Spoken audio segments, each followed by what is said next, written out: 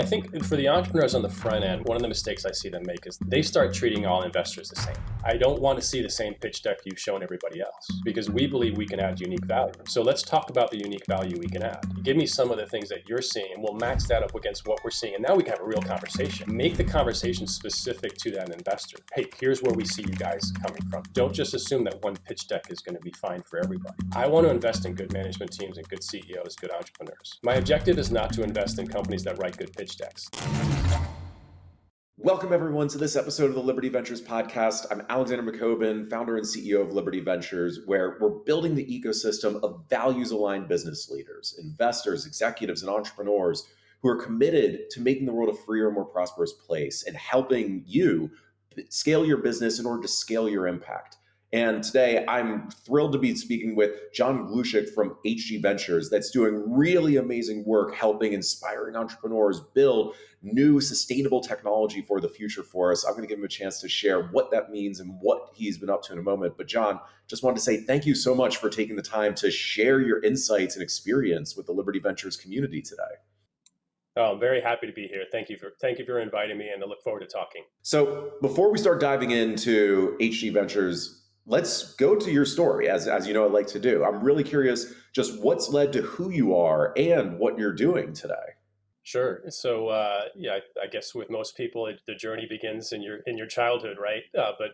Mine was somewhat diverse. I had the privilege of being able to experience different cultures early on. I was born in Spain. I lived in England for a number of years, and then in the U.S. So I grew up appreciating diversity. I also grew up appreciating the opportunities to learn and explore. As I made my way through the early years, I got into engineering. I worked initially as an aeronautical engineer at General Electric, helping build some satellites, then at MIT's Draper Lab. And while I was at MIT, it's when I kind of got my first exposure to the entrepreneurial world and all the great things that are done there in innovation and building new businesses. And I realized then that I wanted a career path that maybe would allow me to explore a little bit more. So I went to business school at Northwestern to force a career change in a way. I got into management consulting to continue learning a little bit more about business. And then I got into venture capital in 1999. And for those of you that remember that time, that was a time in which the industry was growing dramatically. So good timing, certainly, in terms of time to get in. But since 1999, so 25 years, I've been full-time investing in early stage private companies. Initially, it was with a pure venture fund based in North Carolina. Then I had an opportunity to help start a university-based angel group at Duke University. And then in 2008, I helped start this corporate venture group I'm now with at the Heritage Group. And in 2019, I moved my family from North Carolina to Indiana to be a part of this because the opportunity we have here to support entrepreneurs is just extremely unique. And I'll get into more detail about that. But I was not a popular dad in 2019. I moved my family here. My kids, my wife, they were very happy in North Carolina, but it tells you something about the opportunity. The Heritage Group is a large privately owned, family-owned business based in Indianapolis, 93 years old. I'm the fourth generation CEO, Amy Schumacher. And the business has always had a long-term vision around partnership, around sustainability, and about doing the right things, working with those partners. So in those early days, in partnership with Amy and her father, Fred Faisenfeld Jr., and my longtime partner, Kip Fry, we created what we believe is a unique corporate venture model that leverages all the advantages of pure venture and corporate venture without the traditional drawbacks you might see in those models. Our focus has always been, and this is going back now 6 years, is investing in companies where we can add value, right? It's a little bit different than the message you get from a lot of corporate venture investors. We want to invest in you if we can add value to your business. And that typically is through the incredible market access and understanding we have in the Heritage Group markets we've been in for decades, and also deep technical expertise in a number of different areas, typically in the material science space. We do all of this with the structure of a venture fund. So our process, our structure, the compartmentalization of what we do is very similar to what we've done in venture. And that's what I've taken from the early parts of my career and translated to what we do here. So we protect information. We're able to structure deals, lead deals, be a fiduciary, just like a venture fund would because of the way we're set up here. Very unique opportunity, and we've already seen, I think, great results in the early days in how we can add value to our portfolio. So I want to really dive into HG Ventures, but back up for a moment because you've been in venture for 25 years now, as you said. That is a long time in the venture industry, and a lot of changes have happened over that. What has kept you in this so long, and what changes have you seen over that time frame? Yeah, I've been in it for a while, and I've had the benefit of seeing it from a number of different angles, right? If you think about the different ways in which investors get involved with companies, from pure venture to angel investing to corporate venture, I've really seen it from a number of different angles, and I have friends in all camps, and I've learned certainly a tremendous amount from the people that I've grown up with here. I have the benefit of have seen many cycles, right? The industry goes up and down, just like any industry, and it's good experience to see that because it gives you a perspective as you see things kind of slow down and then speed up, and I've seen that happen multiple times. I mean, even right when you started, you said you started in '99, and then we had the 2001 internet bubble bursting. That's right. So You started. I got involved when the bubble was inflating, right? And then I experienced the bubble bursting. We in the fund I was with, we raised a fund in the first quarter of 2003, and I believe in the first quarter of 2003 we were the only venture fund that actually was raised. I mean that's how bad it was right after the bubble burst. Uh, so I got to see all those cycles, and as you might imagine, it gives you the right perspective when you're going through it, right? When things are not going well in terms of availability of capital or exit markets, you know that it's eventually going to come back, right? And there are things that you can do to prepare for that, to work your way through it. To maybe people will say weather the storm, and there's things you can do up front when you set up the deals that you do, the syndicates that you build, the teams you back, the plans, the financial plans you put together. You can prepare for that in a way, right? You don't know what's going to happen, but you can be ready for it. You can mitigate that risk. So seeing those cycles has been interesting, but every cycle's been different, right? The reason for every cycle has been different. So you're never going to be able to predict what that is. The thing that really has always kept me going is I just love supporting entrepreneurs. I have an admiration for them, in part because they do things that I couldn't do. Honestly, like I think you have to have the right mentality. You have to be able to be comfortable with risk and taking risks and putting a lot at risk. And I honestly don't have that, but I love supporting people that do because I feed off of that energy. I love seeing the changes that they're looking to make, that they do make meaningful changes in the world, right? And I want to contribute to that as much as I can, and I love living through them in a way. But at the same time, I have the luxury of having a portfolio of things, some of which each day are going well, some are not going well, and I love that because every day I go to work, I know there's going to be a balance and a challenge and an opportunity at every corner. But look, supporting entrepreneurs, I think at the end of the day is what I have a passion for. I love that and couldn't agree more. This is what we were talking about before the interview started, that the fun of venture is the ability to work with incredible entrepreneurs who are creating hopefully society changing businesses, products and services, and even just ways of thinking. And we get to work with so many of them and find ways to support them. Yeah, and I believe we need to support them in ways that work for them, right? And that's, I think, something that's really important to me is having a perspective, as an investor, to put yourself in their shoes, right? Appreciate what they're going through, and let that guide a lot about how you design your process and the way you interact with them. So let's dig into that. How do you put yourself in their shoes, especially since you said just a moment ago you don't feel like you have the appetite for risk and the nature of the entrepreneurial journey like the entrepreneurs that you're supporting? Yeah, yeah. Well, the first step in actually putting yourself in someone else's shoes is just understanding what they're going through, right?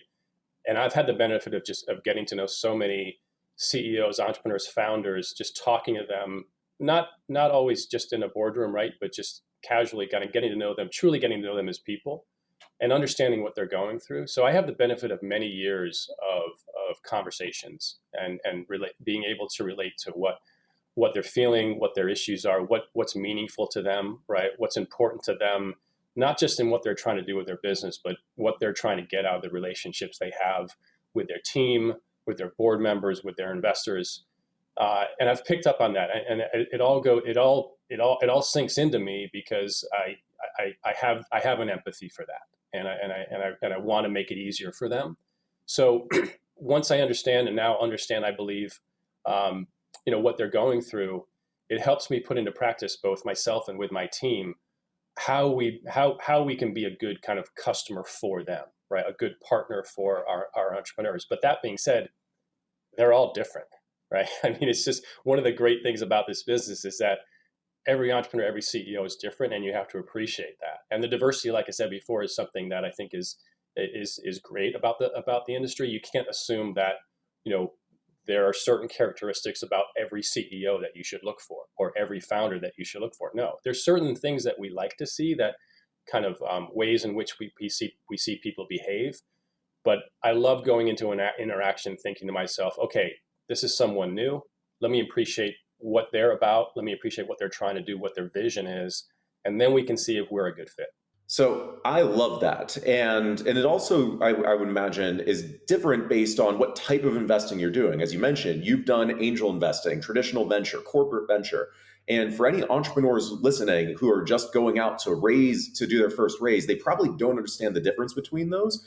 And I'd love it if you could actually share a little bit about what makes them different and what you've seen between each of those in working with entrepreneurs.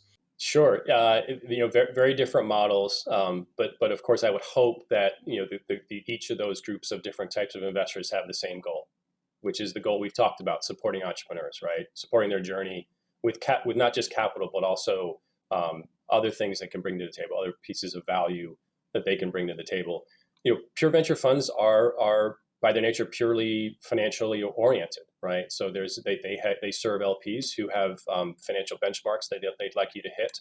So there is a little bit of a purity in that, and an objective that is very clear to understand, right? Your job is to generate returns, and compete against others in the market that are also generating financial returns. We would hope that people in those markets are also trying to do some good things for the world, and I think they do, because they're supporting entrepreneurs that are doing good things for the world. But pure venture is I would say, certainly more purely financially motivated, but also the venture funds that I've been a part of and that I've seen, they've grown up learning how to put together a good process, right? Governance, structure of deals, diligence, right? That's something that you'll find in a venture fund. They tend to be a little more sophisticated when it comes to doing diligence and digging into the business. But again, you're going to see that a lot of their diligence is going to be centered around, okay, where are you now, and where can you be when we get liquid, right? Where's the exit? What are we driving towards from a financial return? And venture funds will invest at different stages. Some will get involved very early, some will get involved later. So there's kind of a range of venture funds with regard to stage, and then also with regard to geography and sector. So there's a wide variety. The angel groups tend to get involved a little earlier. And I really enjoy working with angel investors for a number of years, because they tend to get involved very early. And a big part of it for them is experiential. They want to be a part of the journey. Many of the angel investors I worked with were entrepreneurs previously, and they wanted to be part of that. They wanted to be as involved as they could to help the entrepreneurs, especially in those early days, make some of those key decisions, right? So it's a little bit more than just making money, right? It's about the experience. And these are people typically that have enough money to have a little bit of fun with it, and have that feeling of, yeah, I truly am making a difference to this company beyond just the capital. Then we get into corporate venture, and corporate venture has a number of different flavors, but of course, most corporate venture is tied to a corporation. So you're always going to have that link, and some level of tension as to how that influences what you do. I think the good corporate investors, venture investors, are the ones who say, okay, entrepreneurs, let's make sure that our objectives and your objectives are lined up. If they're not, no problem. Let's part ways and wish each other luck. But if we can get involved, let's make sure that we align on strategic goals. And if that's the case, it could be extremely powerful. What I mentioned before, that our model combines what we believe is the best of both worlds without some of the drawbacks. Some of the things that we were careful to avoid as a corporate venture investor were a few things. One was this feeling amongst entrepreneurs that you're sharing your IP with this big company, right? Am I safe? Is my information safe, right? So the first thing you need to do is build trust. Keep all that information within a closed area, making sure they understand and trust that this isn't something that you're just going to go steal. And it's a legitimate concern, right? You might have as a small company. So build trust, have a process that they trust. Then you want to be able to have a consistent vision and strategy, right? There's many stories of corporate venture groups that will be in and out of the market, will change strategic vision, either change in leadership or change in direction of the company. And that at times can be a little bit of a roller coaster ride for entrepreneurs, right? So consistency is really, really important. And we knew we'd have that here because of the nature of our business. Long-term, company's been around a long time, has been doing things the right way for a long time, has a long-term vision as a large private company to be able to stick to a strategy. And then moving at a reasonable pace. Okay. Venture funds, like I said, typically have a tried and true process they go through. Corporate venture groups sometimes tend to take a little bit longer because they've got more boxes to check, more people to get involved. We wanted to make sure we streamline the process. So a lot of our process is designed to be able to move very quickly if we need to and work through it through the diligence and the structuring of deal, and then be able to lead a deal, right? Many corporate venture groups aren't allowed to do that, or they can't do that structurally. If you can step up as a lead, the investors are going to value the relationship even more, right? Because now I can help you build a syndicate. I can help you put a round together. I can be a fiduciary for you and be on your board and be dedicated to helping you grow the business. You pointed out that from the get-go in that explanation, which was really useful, that in corporate venture, entrepreneurs need to make sure, and the corporation needs to make sure that their interests are aligned with each other. And I think this brings up a basic question of why would companies like the Heritage Group start a venture arm and back entrepreneurs outside of the company instead of focusing on entrepreneurship or trying to incubate new ideas, new technology within the company itself?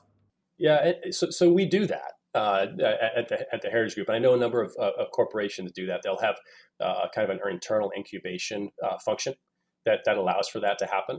And we've done that here, but we do have a structure for external investing that's very purposeful, right? And it is external investing in addition to the internal incubation. We have a lot of really great ideas internally that we've developed over time, and we believe could be the basis in some cases for a new business. Some cases it's an innovation that you kind of tack on to an existing business, right? So it doesn't necessarily get the visibility you might see from a spin out, right, or a new company that's incubated. But investing externally is something that I think it is a huge benefit for any large company. Part of it is the simple interaction between the entrepreneurs and the people in your business, right? And it's simply the conversations they have around maybe doing something a little differently, thinking about innovation, right? Getting excited about innovation, stepping away from the day to day and seeing someone else's view on, hey, maybe you could do this a little bit differently. Maybe you could use this to help you. That is a little bit of a cultural shift, right? Which is very, very hard in a large company because there's plenty of things for the people here to do, and they do it really well, and they serve their clients really well, and they innovate for their clients. But more transformational step change, I think, for the most part, comes from people who are looking to build new things, like entrepreneurs, and that kind of interaction is something I think it's underrated, right, when it comes to corporate venture. When we go through our process, both in terms of diligence on a company and when we're supporting our portfolio, we actively look to make those connections between the people in the Heritage Group and the people in our portfolio. We look for the win-win partnerships, right? So we're not looking for anything one-sided. We want any relationship, commercial business relationship, to be a win-win, but simply getting them talking to each other, we've heard has tremendous value. So that makes a ton of sense to me. That the benefits for the corporation itself and for the entrepreneurs to benefit from the expertise and the insights that you're able to bring and really add value to them. So, what are some of the things that you see from the entrepreneurs you work with at HG Ventures that they do in order to get the most of what you're able to offer them? Well, and this is something I think the good entrepreneurs do with us and with other investors also, is they're very careful about doing their own diligence, right? We talk about investors doing diligence on companies. Well, companies should be doing their diligence on us, and I don't see that enough. I think there needs to be an effort put into what does this investor mean for us and for our company, and then once you establish that understanding on what that value could be, then set the expectations and be explicit about that. Don't just assume that, yeah, I think you'll be a good board member. I think you'll add value in these ways, but actually be explicit about it, right? When we walk into a board meeting, we'll typically set expectations with the management team. Here are the milestones for the year. Here's our long-term plan. Here's what we expect out of each position, and certainly from the CEO. Well, what about the other way around? Okay, what are my expectations of the board members? What are the investors expected to do? Now, of course, we can't always make promises that we're going to generate new customers for you, or help you develop something, but certainly the effort that is required, right, is stepping up and adding value wherever you can. And in certain ways, for us, we can be a little bit more explicit about where we're going to try to help you, how we're going to try to help you, because we know the markets that we are in so well. But be explicit about it. I think that's such an important point that you're right. Not enough entrepreneurs do. They really should be diligencing their potential investors heavily as well. This is a partnership that's going to last a long time if it's done properly. It is, and that's a good point you make about this, the long-term nature of these relationships. I think I see too often that both entrepreneurs and investors get very transactional about the fundraising process, right? And it really is a mistake. There's a lot of lessons I've learned about that interaction, especially in the early days, where you have to take the view. Good investors, I believe, will take the view of, I'm building. This is the first step in a long-term partnership, right?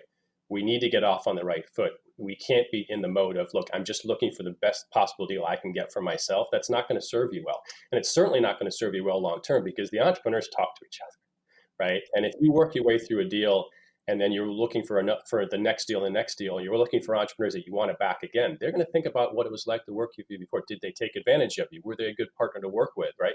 They're going to take that all into account. So we think about that from day one when companies walk in, and we're very explicit about that with our team, how we treat entrepreneurs when they walk in the door, right? When they walk in the door, we treat entrepreneurs with respect, right? We put in the time to understand what they're doing, and we show our appreciation for what they're doing from day one. It could be just one pitch. They might come in and pitch us one time. And what we don't treat them, unfortunately, like some investors do, like they're groveling for capital, right? That's not the way to start a relationship. So when we and we understand, like I said before, what being in their shoes, we understand what they're going through, because when a company comes in to pitch us, it might be one of 3, 4 pitches we're seeing that week. For the entrepreneur, it could be the most important pitch they're giving that year or that quarter, or at least that month, right? They're thinking this is go time, right? This is a really important hour and a half I'm going to spend with you guys. We need to appreciate that that's what they're going through. And what they're thinking to themselves is, okay, I've got a short period of time. I need to make sure these guys understand my vision. They make sure they understand what I'm trying to do, because if we turn them down, the nightmare scenario for an entrepreneur is you get an investor that turns you down, and it's clear to you that they actually don't understand what you're doing. They don't understand what you're trying to do, right? That's the nightmare. If you turn a company down, like investors turn entrepreneurs down all the time. It's just a reality, right? We see hundreds of deals. We only do single digit number of deals per year. So that's the reality of the world we live in. But if you turn them down and say, look, I understand what you're trying to do. It's not a good fit for us, but here's the reason why we're passing. And by the way, here's some feedback. Here's some suggestions. Maybe here's some connections, right? And thank you for spending time with us. We really appreciate what we're doing. We appreciate you need to make sure that you're building those relationships, even with the companies where you pass, because entrepreneurs are they're unfortunately in a world where they have a short period of time, right? And a lot of investors that don't take the time to truly understand what they're doing.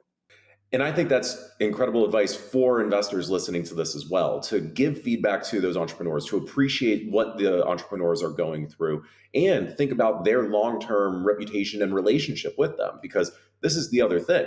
Entrepreneurs who have an idea that doesn't work out this time probably aren't going to stop there. They have the chance to create another company with a better idea or a better team. And you want to build the relationship up so that they come back and talk to you again when they're on their next venture or the venture after that that you want to actually invest in. And through success and failure, right? Because we've seen plenty of entrepreneurs that have failures behind them where they've learned a great deal.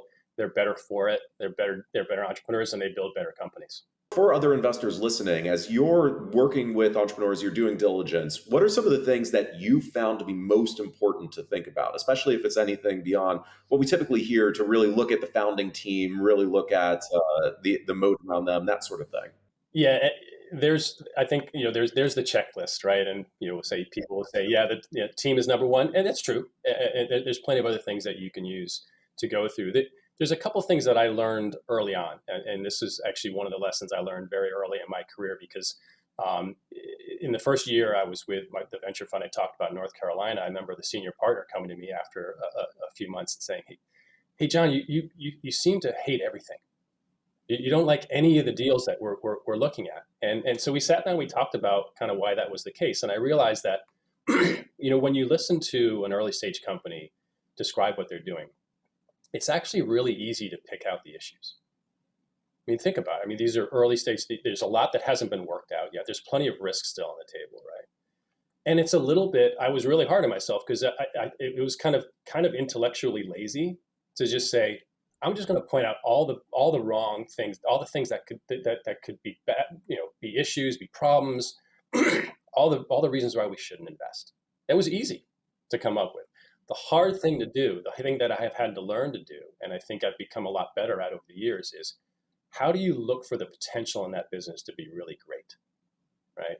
How do you kind of paint the picture with the entrepreneur's help on how big, because they've got that vision in their mind, and you just need to try to understand that. And then you move on to those issues and you have to ask yourself, okay, can that be solved? Can that risk be mitigated? Are there things that are deal killers that you think, no, we can't get over that? That's okay. But at least take that approach of that's an issue that we need to solve. That's a challenge that we could maybe do an opportunity, and don't fall in the trap of just saying, you know what, there's an easy reason for me to pass on everything I see.